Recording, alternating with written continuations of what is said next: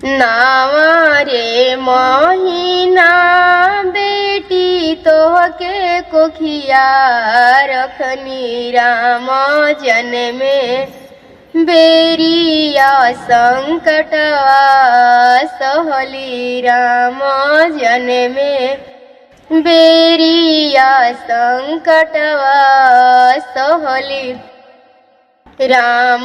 कैसे प्रभु जी धिया संकल्पवा करला राम कैसे प्रभु जी धिया संकल्पवा करला राम धीरे बोला दुलारैती इने धानी राम सुनी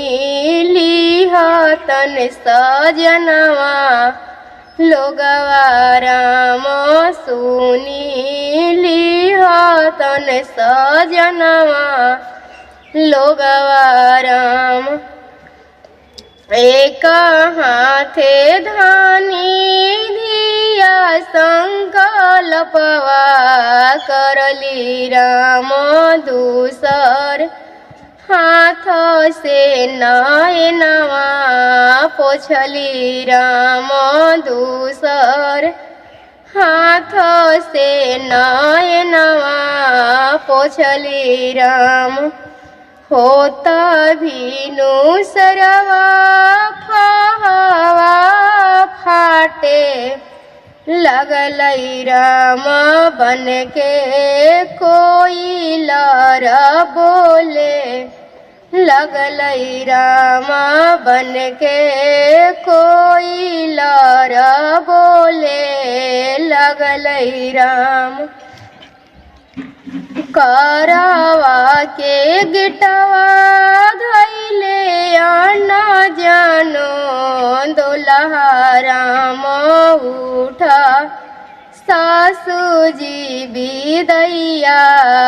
कर राम उठा सासू जी विदैया कर राम एतना बचनिया मम्मी पापा सुनबो कैलन राम फाटी फाटी के रोवे लगलन राम फाटी फाटी के रोवे लगलन राम धियावा सपनवा होलन राम धियावा परा